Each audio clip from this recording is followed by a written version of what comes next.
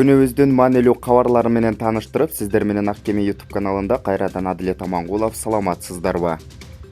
28 августта Чолпон Ата шаарындагы ат майданында өтүп жаткан Көкбөрү боюнча президенттин кубогунун алкагындагы оюндардын жарым финалдык оюндары жыйынтыкталды. Жогорку лиганын Сары Өзөн командасы Достукту 4-1 эсебинде утуп финалга чыкты. Достуктун оюнчусу Кыяз Ниязов 1, Сары Өзөн командасынан Улан Насакеев 2, Сейитбек Анарбек уулу 1, Кубаныч Султан уулу 1 жолу улакты тайгазанга салышты. Биринчи лиганын оюндарынын жыйынтыктары: Мурас Соңкөл 8-2, Көкжал Атбашы 7-3, Жетөгүз Бакуат Талас 6-1. 30 августта Достук менен Ала Тоо командасы 3-чү орун үчүн ат салышса, 31 августта финалда Сары Өзөн Ынтымак командасы менен кезгелмекчи. Ош шаарында жол кырсыгы катталып, бир унаада келе жаткан 3 адам каза болду. Ош шаардык ички иштер башкармалыгынын маалымат кызматынан кабарлашкандай, жол кырсыгы 28 августта Ош Ноокат жолунда Тагыраагы Жапалак айылынан чыга беришинде катталган. Алдын ала маалыматка караганда, Дэу Матис үлгүсүндөгү унаанын айдоочусу каршы тилкеде токтоп турган Ички иштер министрлигинин атайын автобусун ашып өтүү аракетин жасаган учурда сүзүшүп кеткен. Кырсыктын кесепетинен Дэу Матис үлгүсүндөгү автоунаада келе жаткан 3 жаран каза болгон.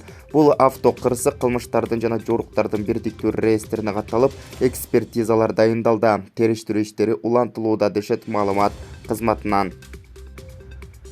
Жалал Абад облусунун Нокен районунун Кочкор Ата шаарында эл аралык мисте фестивали болуп өттү. Нокен райондук администрациясынын билдирүүсүнө ылайык иш-чарага жогорку кеңештин депутаттары, президенттин Жалал Абад облусундагы ыйгарым укуктуу өкүлү Абсатар Сыргабаев, район акими Нурлан Шаршеналиев, токойчулар, жеке ишкерлер жана илим чөйрөсүнүн адамдары, жергиликтүү тургундар катышкан. Ыйгарым укуктуу өкүл иш-чараны уюштуруунун максаты облус аймагында өстүрүлгөн мистени чет өлкөгө таанытуу, инвесторлорду тартуу, аянттарын тууралуу пайдалануу менен кайра иштетүүнү жолго алуу экенин билдирди.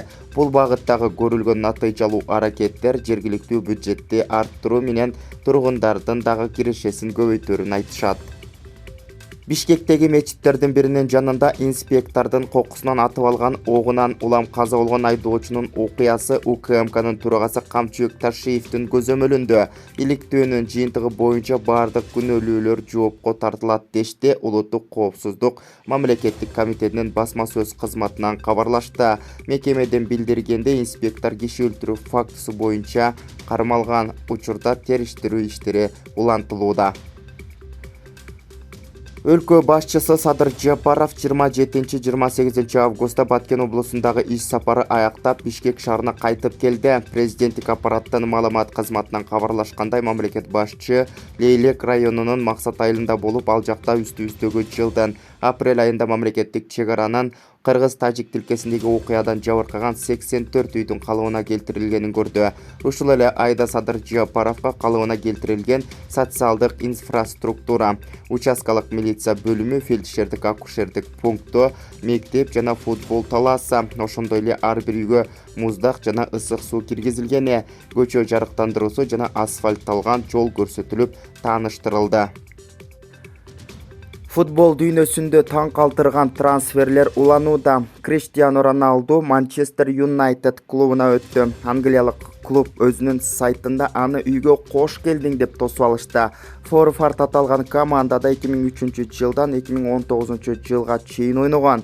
Буга чейин Роналду Ювентустан кетүү чечимин жарыялаган. Бул клубка ал Мадриттик Реалдан келген.